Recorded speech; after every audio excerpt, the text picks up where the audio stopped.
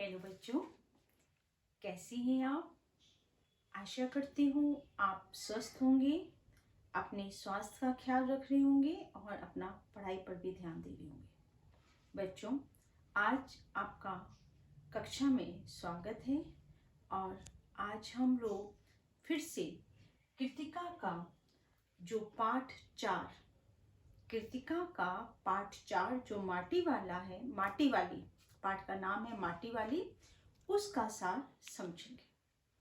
इस पाठ के लेखक हैं विद्यासागर नौटियाल और ये पाठ पेज नंबर 42 से 47 में के बीच में है, पूरा है 42 से लेके 47 तक।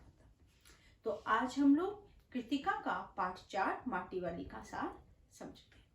सो बच्चों, सार समझने से पहले हर बार की तरह आप मेरे YouTube चैनल को लाइक और सब्सक्राइब करना ना भूलें। ये जो पाठ है माटी वाली, ये पाठ में सबसे बड़ी जो लेखक ने इसमें गरीबी और विस्थापन की समस्या का चित्रण किया है। सबसे गरीबी और विस्थापन, ये दो, गरीबी तो आप जानते हैं, पैसे ना हो तो हम गरीब हैं। विस्थापन क्या है वो मैं आपको पाठ पढ़ाते हुए, सार का समझाते हुए आपको विस्थापन समझाऊंगी। विस्थापन किसको कहते हैं? जैसा कि पाठ में माटी वाली किसे कहा गया है? एक हरिजन महिला है जो घरों में माटी देती है, उसे लोग माटी वाली कहते हैं। वह बूढ़ी है। वहां पर लोग टिहरी गांव के एक सेमल का तप्पड़ मोहल्ला है जहां वह माटी देती है। वो अकेली एक महिला है, उसके मुकाबले में कोई उसका प्रतिद्वंदी नहीं है, मतलब और कोई मिट्टी नहीं देता सिवाय उसके।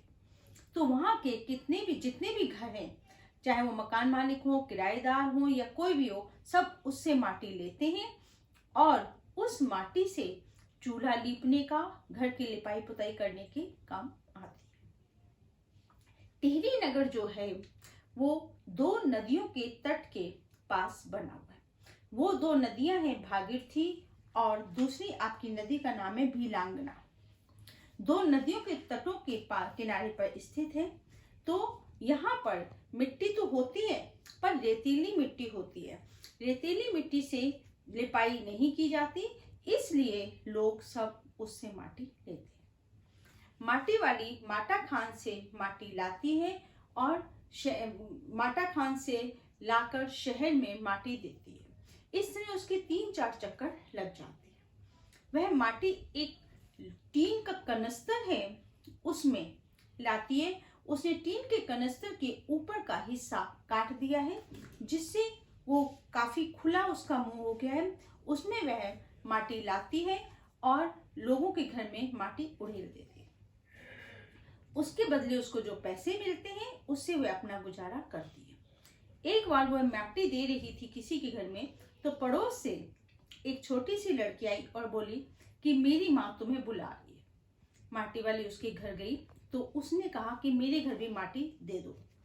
उसने माटी वाली ने उनके घर में माटी दी तो मालकिन ने उसको 2 रोटियां दी और बोली तुम चाय के खाने के वक्त आई हो, इसलिए कुछ खाकर जाओ। उसे 2 रोटियां और साथ में पीतल के गिलास में चाय दी।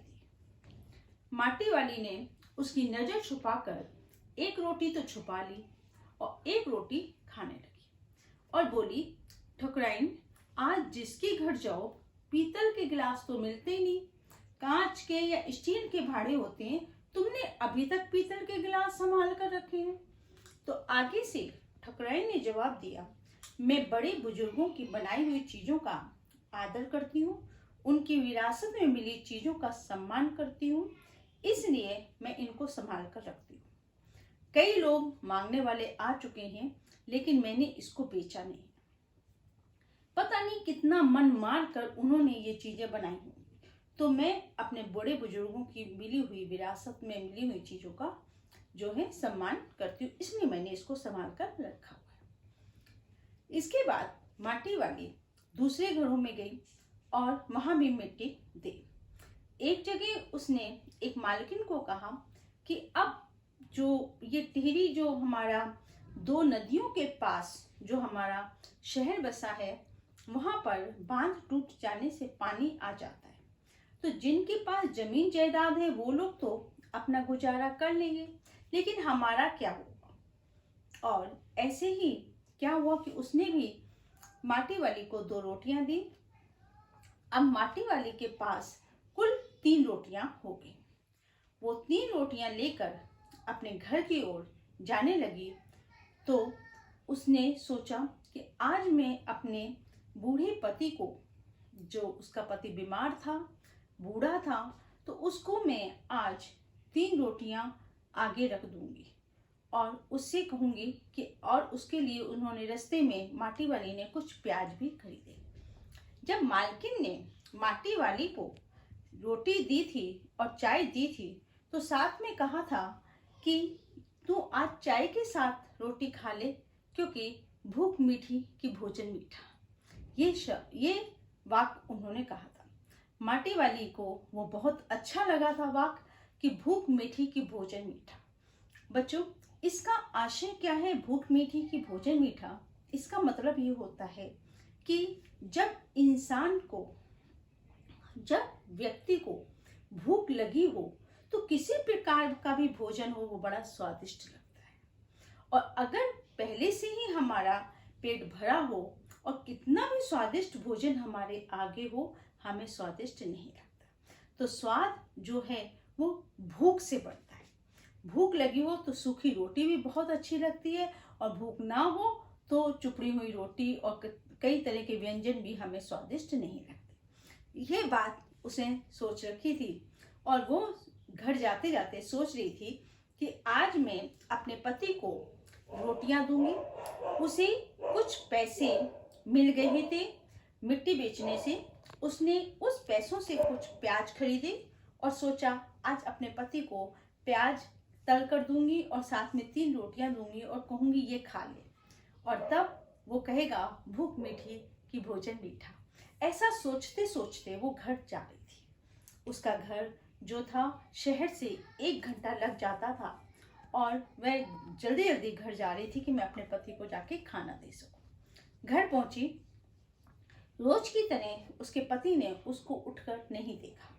उसको आश्चर्य हुआ कि आज मेरा पति ने मुझे देखा क्यों नहीं। पर जब वह उसके पास गई तो उसने देखा कि उसका पति तो इस दुनिया को छोड़कर जा चुका है। वह रोने लगी कि आज उसका पति भी उसका साथ छोड़कर चला गया है, और देखा कि बांध टूट गया था और नगर में पानी भर गया था। उससे कई सरकार के जो लोग थे वो पूछने आए कि तुम्हारे पास जिस झोपड़ी में तुम रहती हो क्या उसके कागज हैं? अगर तुम्हारे पास कागज हैं तो उसके बदले हम तुम्हें दूसरी जगह दे देंगे। उसने कहा ये झोपड़ी जो है एक ठाकुर जो हैं उनकी जगह पर मैं बनाई हुई है, वहां रहती हूँ। तो उसने कहा तुम करती क्या हो? तो सरकार के आदमियों ने पूछा कि तुम क्या करती हो? तो उसने कहा मैं माटा खान से माटी लाती हूँ और शहर में बेचती हूँ। उन्होंने कहा क्या माटा खान के आपके पास कागज हैं? बोली नहीं, मेरे पास कोई कागज नहीं। तो उसे कोई जगह नहीं मिली, और उसे जो है जिस शमशान में उसने अपने पति का संस्कार जो दफनाना था, जो मतलब उसका अंतिम संस्कार करना था, वो भी शमशान पानी से भर गया। बेचारी गरीब बुढ़िया एक अपने घर के दरवाजे के बाहर बैठ के रोने लगी और कहने लगी गरीब आदमी का तो शमशान भी नहीं उजड़ना चाहिए। और जिन लोगों के मकान और जिन लोगों की दुकान सरकार ने ली थी या जिनके पास प्रमाण पत्र थे उनको तो जगह मिल गई, लेकिन माटी वाली को कुछ नहीं मिला। तो ये थी आपका माटी वाली का पाठ का सार। यहाँ पर एक जगह मैंने आपको बताया था विस्थापित, यहाँ आपके पाठ में भी दिया हुआ है विस्थापित किसको कहते हैं।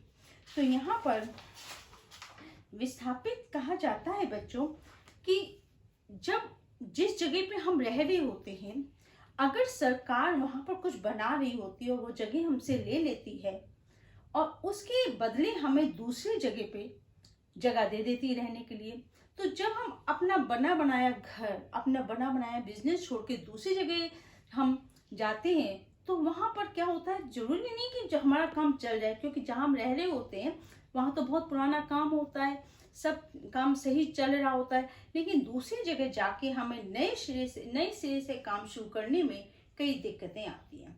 तो विस्थापन की समस्या से गरीब जनता बहुत ज़्यादा जूझती है, क्योंकि कई जगह उनकी झोपड़ियाँ होती हैं, सरकार उनसे ले लेती है, उसके बदले वो दूर कहीं जगह दे देती है, तो उनको सेट होने में, उनको वहाँ पर जो है अपना घर बसाने में काफ़ी समय लगता है, उसको हम कहते हैं विस्थापित।